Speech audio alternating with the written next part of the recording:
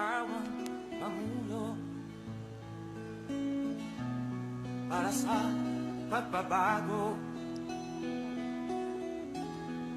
Ladies and gentlemen, the President of the Republic of the Philippines, Rodrigo Roa Duterte. Damas y caballeros, el presidente de República de Filipinas, Rodrigo Roa Duterte. Madilim na kahapon, ikaw ang mag-aahon. Sa piling mo, di ko mawawala ang korupsyon.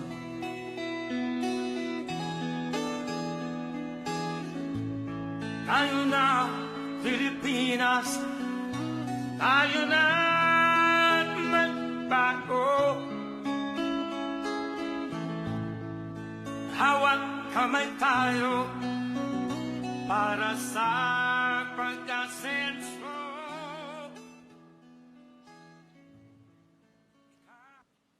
The first part of the program is the presentation of awards by no less than the President.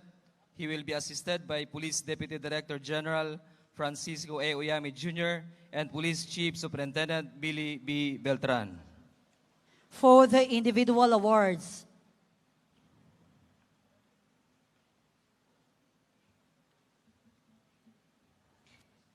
in recognition of outstanding performance and devotion to duty, posthumous, honoring PO2 Arman Villanueva Jupia, who was killed during a police operation against a notorious drug pusher in Barangay Kalian, Margos sa Tubig, Zamboanga del Sur on July 26, 2016.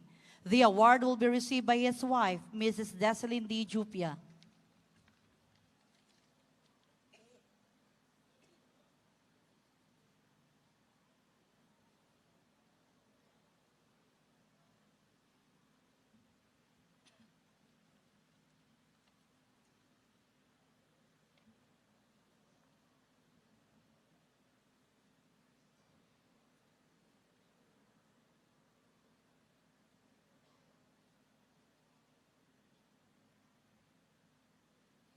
In recognition of outstanding performance and devotion to duty, posthumous, honoring PO2 Arilon L. Lakim, who was killed during a police operation against a notorious drug pusher in Sitio Sapa Botong, Barangay Colasian, Siraway, Zamboanga del Norte on August 12, 2016. The award will be received by his wife, Mrs. Juhura Lakim.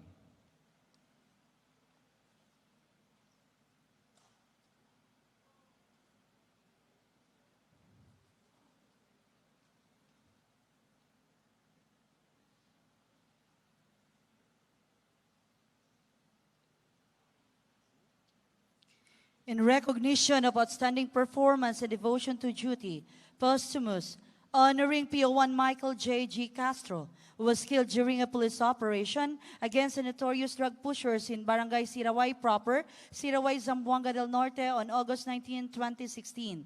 The award will be received by his mother, Mrs. Gloria Guimarangan.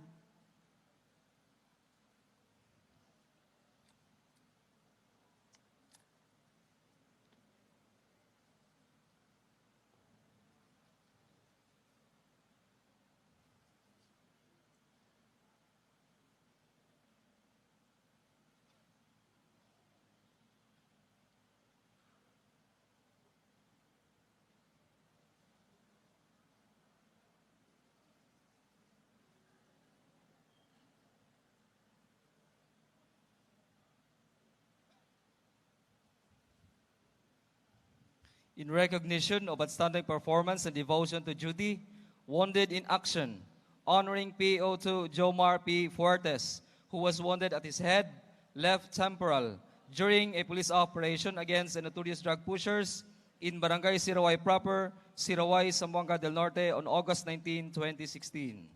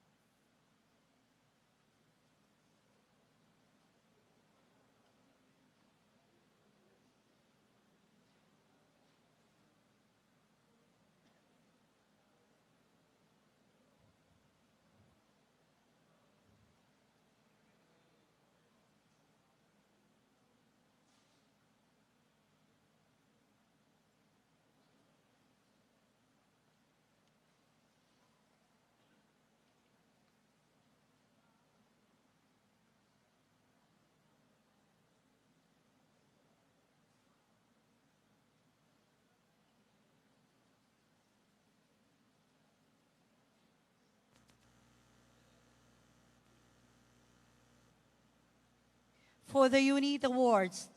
In recognition of outstanding performance honoring the men and women of Molave Municipal Police Station under the extraordinary leadership of Police Senior Inspector Hermenegildo P. Bahao Jr. for having the most number of drug pushers and users who surrendered during the first 3 months of Project Tokhang, July to September 2016.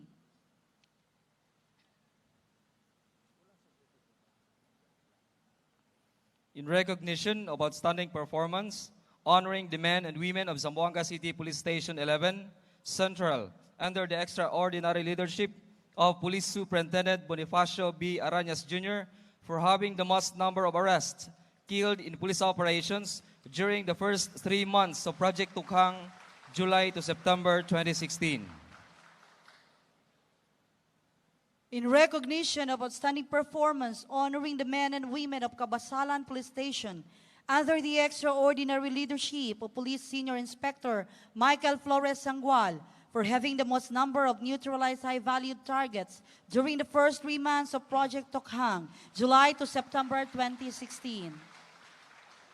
In recognition of outstanding performance, honoring the men and women of Ayala Police Station under the extraordinary leadership of Police Chief Inspector Karib Abud Muharram for having the most number of recovered firearms, illegal drugs, and paraphernalia during the first 3 months of Project Tukhang, July to September 2016, presented during the visit of President Rodrigo Roa Duterte at Camp Abinan Mercedes, Zamboanga City on October 10, 2016. Maraming salamat po, Mr. President.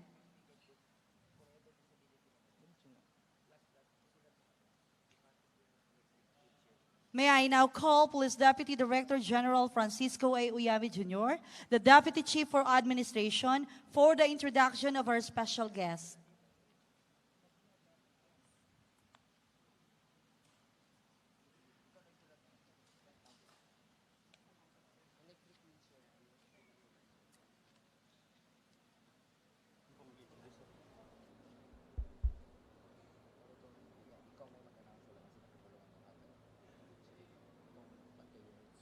Ladies and gentlemen, let us welcome the President of the Republic of the Philippines, President Rodrigo Roa Duterte.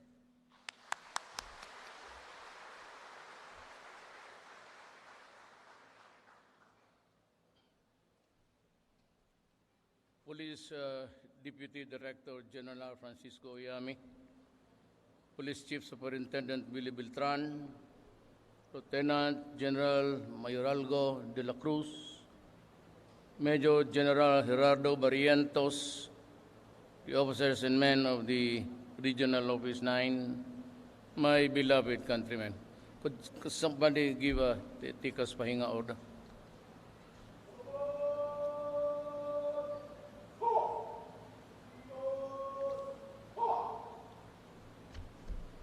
Ma'am, init man kayo. Pwede ka mo doon older. Ganahan po kung tanaw niyo. Kaya, hindi yung, ano sa, it's a very unsettling thing. Yung kuhan ba ang sun? Pero kita pa ko ninyo close up and personal.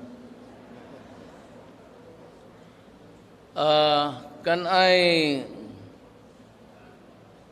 The unit awardees Molave Municipal Police Station, Zamboanga City Police Station, Cabasalan Municipal Police Station, Ayala Police Station. Can you come back here? Tinuod mo na inyong kwan? Walay tikas. Di ko katuo ba? Bitaw, I'm giving you, 250,000 each. Unit, Kuha sa PMS, Presidential Management Staff. Where are you? Where's the money? Mga polis ni Pusilon tayo.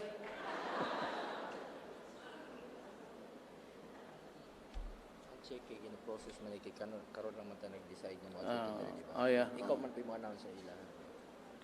Kasi dito ako, I said, because it's not good to hear about policemen dying.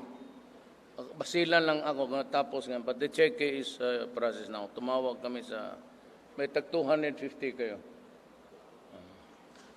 Para, ang katunga imo, ang katunga bahin-bahinon sa imong girlfriends o ang police sa imong yun. Okay, thank you. Okay, you'll receive it tomorrow. Wala ning sambong kay wa ilabot na but because I said na adi patay nga pulis. Makainit sa ulo. Nabubuis ito. Really. Mag-init ako ulo. Bakit mamatay yung pulis? Well, anyway, ganito yan. I'm really appalled by so many groups and individuals, including priests and bishops, complaining about the number of persons killed itong dito sa operation against the drug problem. You know, I lose 2 policemen a day all over the country. And I take time to go there, not only to condole with the family, but also to show my solidarity with you. Because the expectations ng tao sa atin is really that we can stop this problem on time. Ladies and gentlemen, may I tell you now, this is an ongoing and a recurring problem which will never be stopped by any. Di talaga ito. We can only slow it down. But by the next generation, kung sino yung presidente uli, tapos kung tignan mo lang dyan sa harap mo, kung sino, 4 man kami tumakbo, isipin lang ninyo kung hindi ako ang naging presidente, kung anong nangyari. It was not until after I became president. I was the favorite whipping boy of the itong mga human rights sa Davao. But I never really bothered to think about them. I just, hardliner kasi ako, so I just did what I had to do. But little did I know of the magnitude of the contamination. Pati kayo, alam ko natulala kayong everyday sa TV, nakita mo na it was evolving like hell. Nakita mo lahat ng mga tato na payat sa barangay, naglabasan. Bata, matanda, babae, lalaki. Hindi lang nila alam talaga. Hindi nila ito madala ng culture of violence. Pag huminto ako dito, the next generation would be lost. Wala na, compromised sila. Yung mga anak ninyo, pati yung apo mo. And to think that we are breaching the 4 million mark. During the Laos summit, I was talking to President Widodo and I asked him pila kabuok ang iya. He said about 4 million. So I was thinking of my country. Sabi niya, iyo, 3. Hindi ko sinali yung sa akin na yung bago. It was General Santiago. Yung sa PIDEA pa siya who gave us the figure of 3 million. So itong akin, every day, magbibilang ka, maraming lumalabas. Till the end of the year, mag-abot ito ng 1 million. So, 4 million na rin ako. And Indonesia is a very huge country. It has 3 separate big islands constituting the republic. And the population is something like 240 million. So ako, kaliit-liit kong Pilipinas, with 104 million, pareho ako ng Indonesia mas marami sila, mas malaki, pareho kami may tama. Pareho ang numero namin. Ngayon, mahinto natin ito. Lumalaban eh. Alam ninyo, pulis, alam ninyo yan na every time you operate. Kasi ayaw makinig tong mga to na itong may armas. Otherwise, di wala akong problema. Hindi na ako magpunta-punta kung ano pang probinsya. And because talagang hindi kaya ito na harap-harapan na sabihin mo, ibaba mo yan. Because for about 6 to 1 year of constant use of Siabo shrinks the brain of the person, kaya bantay kayo. Talagang luko-luko yan. Tsaka may armas yan. Kayo, nakatikim naman kayo makaharap. Ano ang sabihin? May humahabol sa kanya, may gusto siyang patayin. It's paranoia. That's why invariably they are armed and they will kill. Kaya kung hindi pa sabihin mo na aking ito, abuso ko lang ito, what for? Why should I kill my countrymen? Kaya ako sa itong mga, sila Kapalya, yung bishop namin doon, kung pareho man kami, may mga kabit rin. Sila, bispo, ako, mayor noon. Mga pare, putang ina, buisit. Pamoral-moral na. Paano ko pigilan yan? Ang pigil ako ngayon, patay ang Pilipinas. Sabi ko sa kanila, somebody has to go to prison for all this. Ako ang magpakulong. Huwag kayo mag-alala. Ako ang magpakulong para sa inyo. As Commander-in-Chief, ako ang magsabi. Ako yung may kasalanan. Ako yung nag-utos.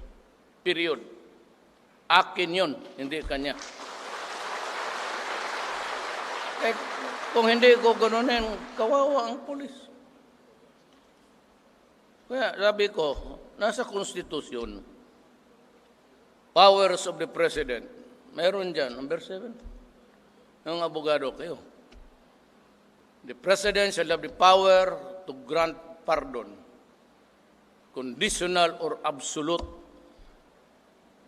or grant amnesty with the concurrence of Congress. Wala, sige, anong gusto ninyo? Laban tayo sa ko. Nandyan sa Constitution. Bukas itong linya ito, pardon. Tomorrow, isang linya, pardon. Restored to full civil and political rights. Plus my promotion, 1 rank higher.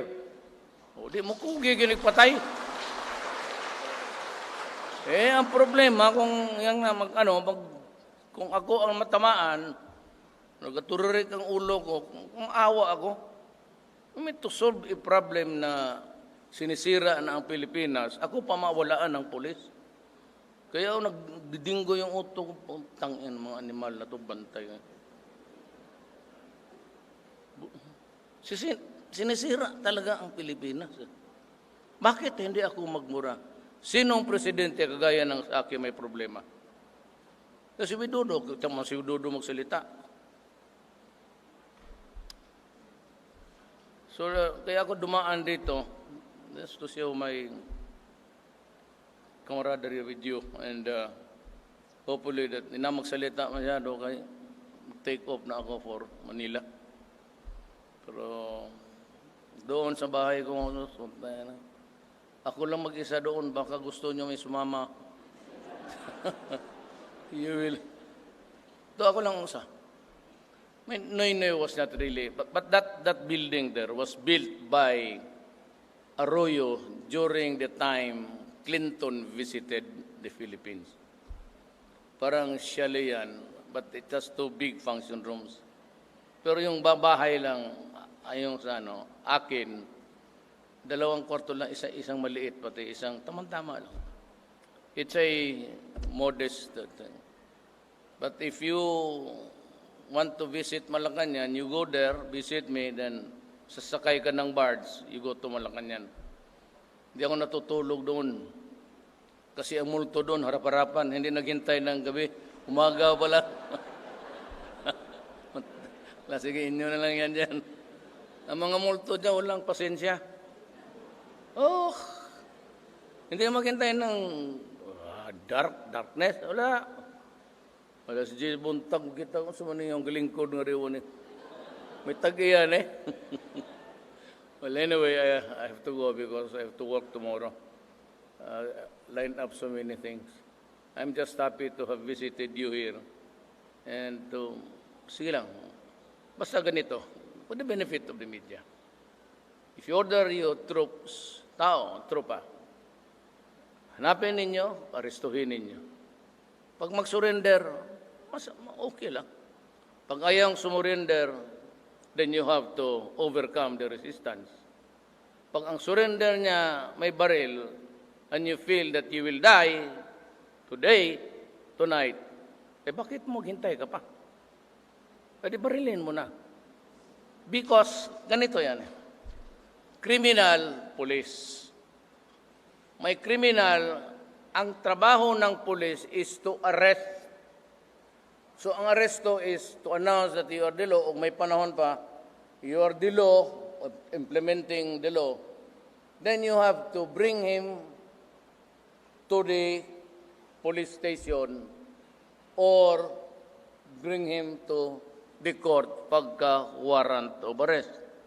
Ngayon, kung ito mag-resist, kung suntok-suntok ka lang, talagang mabugbog mo o mabatuta mo, mapalo mo because you have to overcome the resistance para madala mo siya.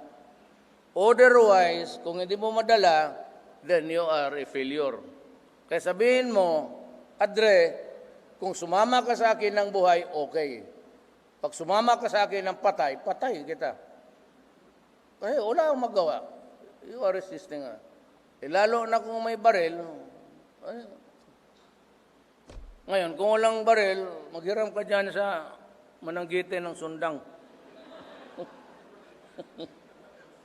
Hindi, wag yan kay ang yumat na yan. Yung mga, ano na lang yan, yan ang gusto nilang mangyari. Ibig sabihin, tinang ko, kaya ang gusto na nilagay lang daw yung baril, tapos balot daw ng plaster. Sabi ko, hindi trabaho ng pulis yan magbalot. Hindi kami gumagawa ng mami para sa pulis. Wala kami pakialam dyan. Why would you waste your time? Doon yan sa kabila. You must remember na and there were policemen. Remember that everyone. Tsaka yung ninja nandyan pa sa labas. I hope walang ninja dito. Paninja-ninja kayo. Tuloy ko ito mag-usap. Tangin na, ay putay nga panaward. Kukunin yung kay listahan kay Bato. 2 million per head ako. Special yan. Special price dahil kay police. Imagine police maggawa ka na. That's treason. Kaya 2 million sila. Walang ano yan. Mano, hindi table ako. Basta ninja. Wala na may general kay pahawa naman. Pero ang importante dito na nakuha man yung message ko. Nakuha na yung message ko yung at sa huwag kayo ang mamatay. Ang anak, ang asawa, anak kasawa, huwag kayo magkumpiyansa. Karon, katong gustong muuban sa Manila, napay likurana na ang kuhan. May daga nga siguro. Walang dalaga dyan, no? Muragwa, ikaw, ma'am? Pagkuhag damit nga ito, ma'am, good for 2 days. Hindi na magdugay, salamat ninyo.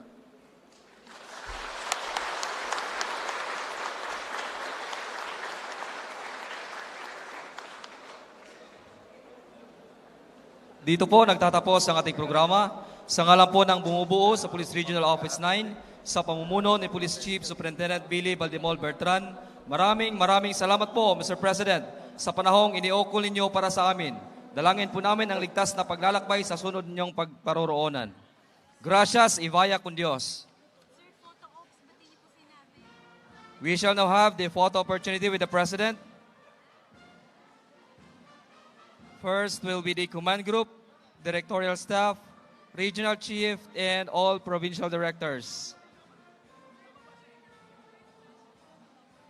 Again, for the photo opportunity with the President will be the command group, directorial staff, regional chief, and all provincial directors, to be followed by the PNP Ladies Club.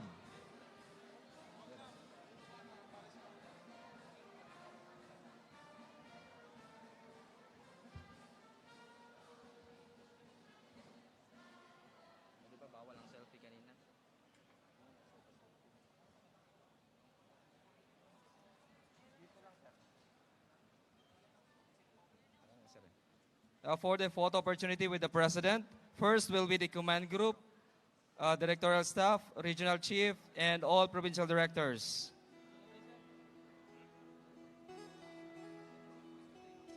And then followed by the PNP Ladies Club. Ikaw ang Pangulo para sa pagbabago. Kasi dapat doon sa lasa, no? Sawa na ang bayan ko sa magnanakaw na tao.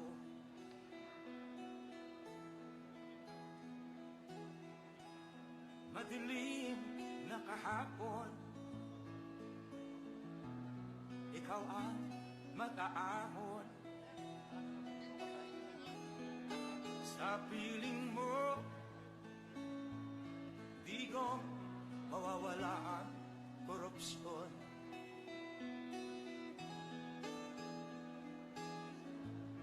Tayo na, Pilipinas, tayo na magbago. Hawak kamay tayo para sa pagkasenso. Ikaw at ako, tayong lahat kay Rodrigo Duterte, para sa tunay na pagbabago.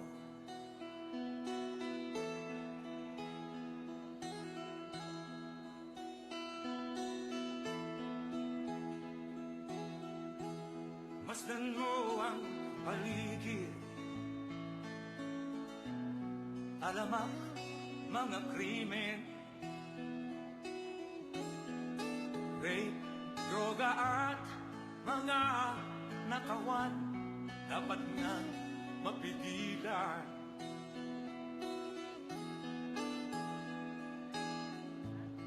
Tayo na, Pilipinas, tayo na magbago. Hawak kamay tayo para sa pagkasenso. Ikaw at ako, tayong lahat kay Rodrigo Duterte, para sa tunay na pagbabago. Why am I here? I am here because I love my country and I love the people of the Philippines. Ikaw at ako, tayong lahat kay Rodrigo Duterte, para sa tunay na pagbabago.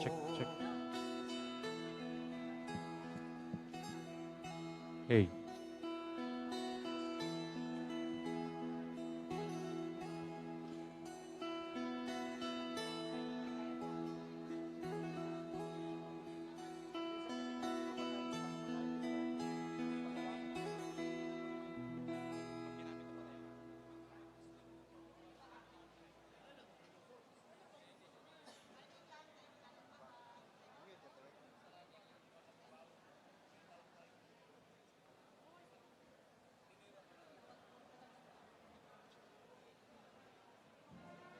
Check.